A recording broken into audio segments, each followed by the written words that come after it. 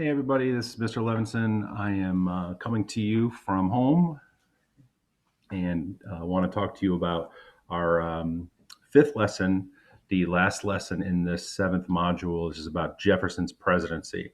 And I had kind of um, put out a little hint at the last time that Jefferson was going to be putting his foot in his mouth this time, and we'll get to that in a minute. But we're going to talk about just two things from this lesson and from Jefferson's presidency that are going to be very important, at least to what we're doing in class and to help you understand these first five presidents. So the first thing is this court case called Marbury versus Madison. And this case is really the case that says what the Supreme Court is supposed to do.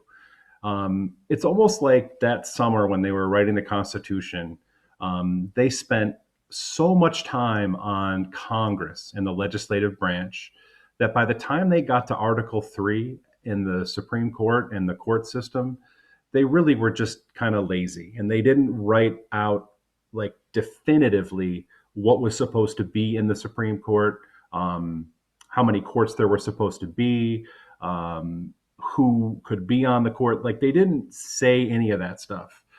They just kind of left it open, especially what the power of the court was. And that's going to come in here. Marbury versus Madison is really going to establish that. It's going to create that meaning of the court. So here's what happens. In Marbury versus Madison, at the end of Adams' presidency, remember Adams served only one term. So he's a Federalist, and Adams realizes that he's going to lose the election of 1800. He's not going to be reelected. And he's losing, not only is he losing, but he's losing to the other party. He's a Federalist, and Thomas Jefferson is a Democratic Republican or a Jeffersonian, or what we'd call an anti-Federalist. But it's the other party. It would be like if Trump lost the election in 2020 to a Democrat and the opposite party was going to take over. This is exactly what it was like. So John Adams realizes, all right, I'm the only Federalist president because George Washington wasn't in part of either party. He didn't like parties. So Adams is saying, I need to do something in order to make the Federalist Party's power stay here for a while. And he figured the best thing to do was appoint a whole bunch of judges to the different courts around the country. And he and his Secretary of State started naming all of these judges. And John Adams, in the last day of his literally the last day of his presidency, just starts writing nominations for judges and saying, you are going to be this judge. And there's a process involved where the Secretary of State has to give this piece of paper that says you're going to be a judge to the person who's going to be a judge. Otherwise, it's not official.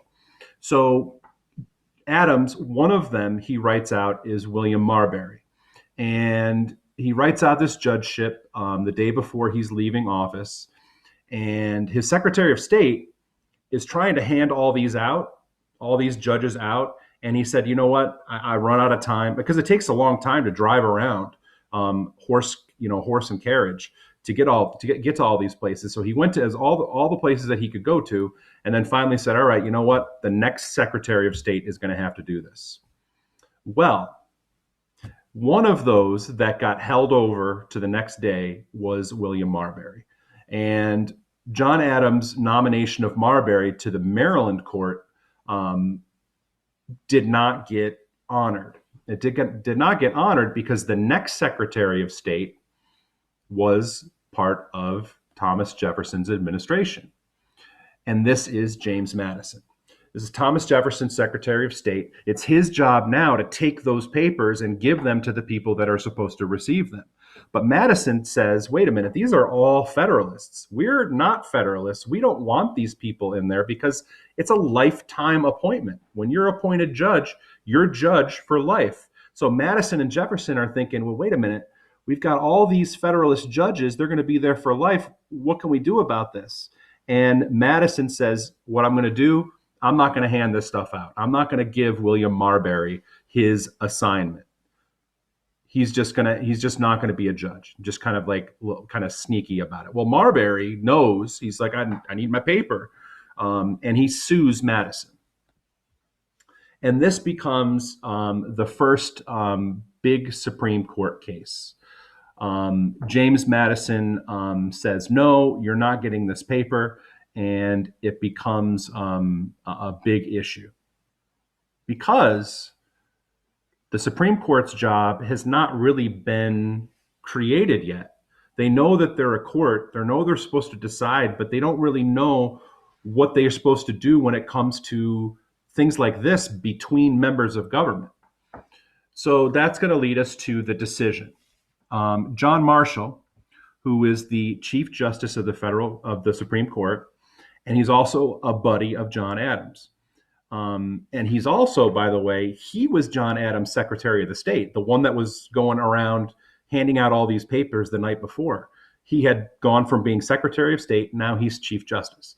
So he decides, and it's not a big surprise that he sides with the midnight judges, but he decides that Madison's attempt to block Marbury was unconstitutional. Now, this sounds like an annoying fight between people, like just kind of like a grudge match kind of thing.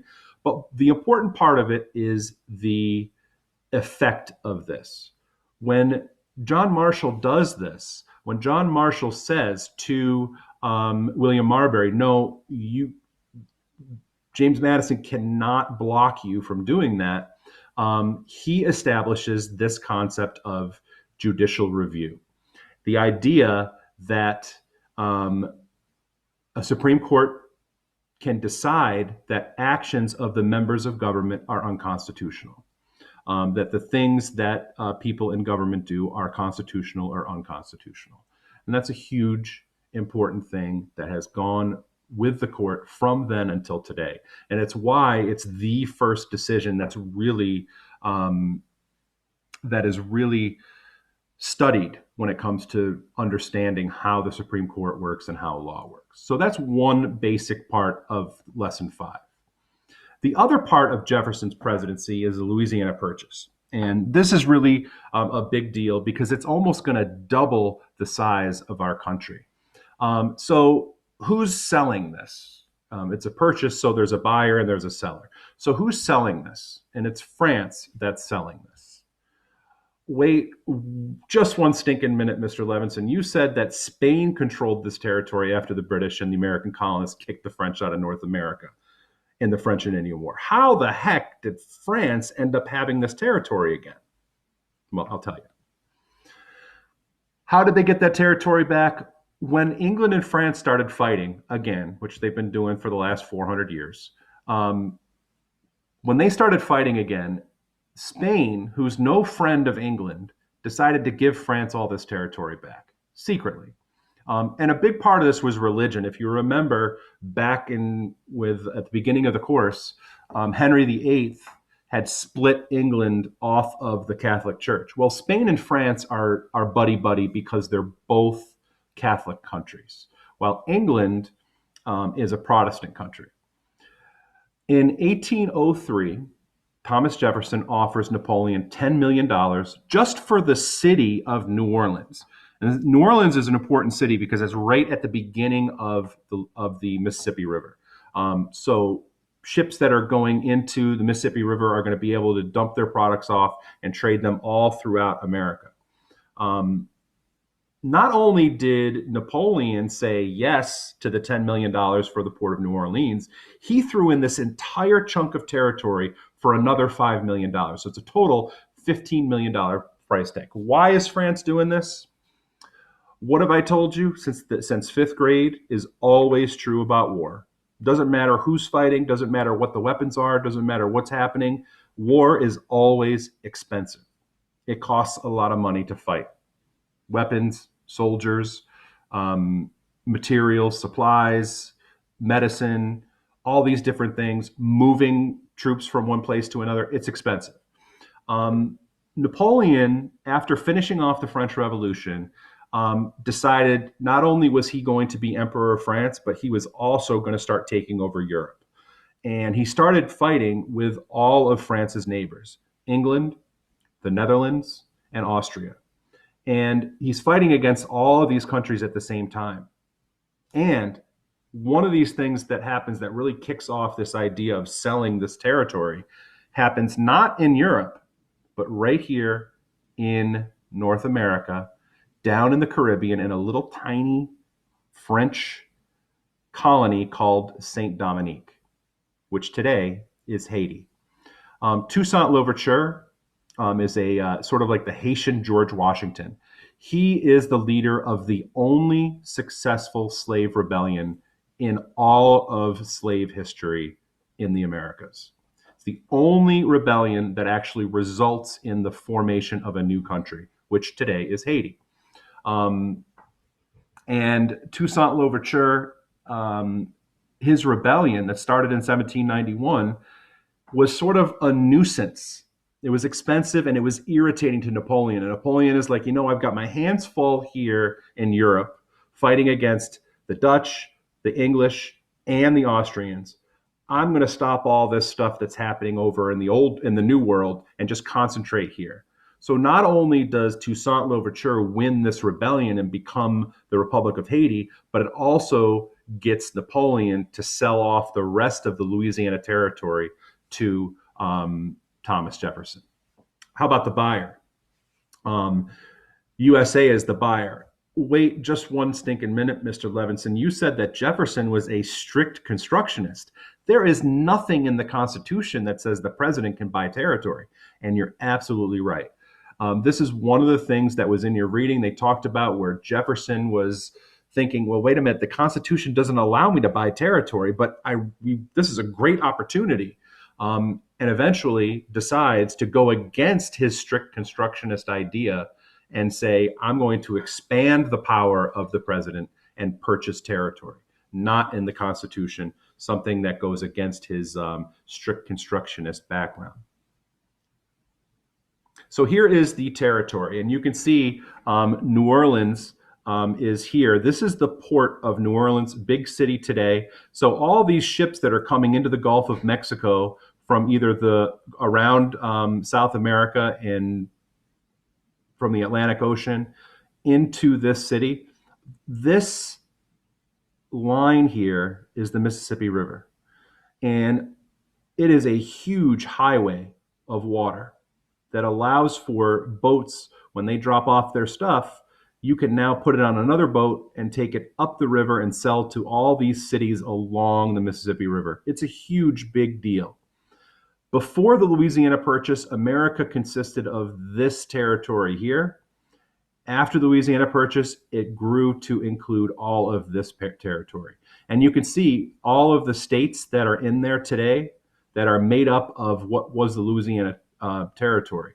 Montana, the Dakotas, Minnesota, Iowa, Nebraska, parts of Wyoming and Colorado and New Mexico, part of Texas, all of Oklahoma, part of Louisiana, all of Arkansas, Missouri, Iowa, Nebraska, and Kansas, all this territory. It is a huge chunk of land. So Thomas Jefferson and Napoleon make this deal to give money, or for Jefferson to give money to Napoleon in return for this. Basically, Napoleon wants out of the New World and to concentrate on his empire that he's building in Europe. So he's ready to sell. The price tag on here is $15 million, which ends up being about $35 per acre. Let me give you an idea of just how big this is, okay?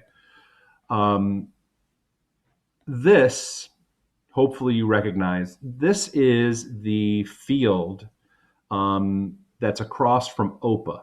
Okay, here's Orange Prep Academy. This is Central Avenue. This is that field that's across from Orange Prep. This territory, just this field here, is 1 acre. That's the size of 1 acre. So when you're driving by that, or if you're going to that field, or when you go to OPA, you can look and say, if you're ever wondering how big an acre is, that's 1 acre. The Louisiana Purchase is 530 million acres. 530 million of these. It's an enormous piece of territory. And it doubles the size of the United States. These two parts of Jefferson's presidency, the Marbury versus Madison case and the Louisiana Purchase, are really the two highlights of his presidency. Most of what Jefferson does politically, he really does before he's president. And Thomas Jefferson spends most of his time as president really not doing much. There's not much going on. He's building the country, he's helping the economy grow, but there's not a lot that happens in those first in those 8 years of his presidency from 1800 to 1808. Interestingly, though, and this is a nice little trivia thing that I can throw on you, Adams, president number 2, and Jefferson, president number 3, were both founding fathers. They are both people who were hugely part of getting independence. In fact, Jefferson is an author of the author of the Declaration of Independence, and John Adams was the one who decided to give Jefferson the responsibility of writing that. It was Adams, Ben Franklin, and Thomas Jefferson all sat down together and said, who should write this big document? And John Adams and Ben Franklin both agreed that it should be Thomas Jefferson. Well, afterwards, there was all this fighting between Adams and Jefferson politically after the Revolution. I mean, they both want to be president. One has one idea of how power should be. The other one has another idea. But after all that, when Jefferson is done being president, when Adams is done being president, they become great friends. But they don't spend a lot of time together. Adams lives in Massachusetts, up here, and Jefferson goes back to Monticello in Virginia, down here. So they don't see each other often, but they write each other over and over and over again. And here's the great little trivia thing. These two fathers of our country, which is born on Independence Day, July 4th, they both died on the same day, July 4th, 1826, exactly 50 years to the day that the Declaration of Independence was signed. It's an amazing fact of history, amazing coincidence that these two great fathers of our country both left this world on the same day, after having created this great friendship, besides being political rivals. One little fact that you might have enjoyed. So I thank you for sticking with me through Module 7. We will have an assessment on Monday that will come in the HMH material. And then we will move on to Module 8, which is going to get us into some war. And we talked about a little bit before about the War of 1812. We're going to find a little bit more about it now. So thanks for watching, and I will talk to you guys online very soon. Take it easy.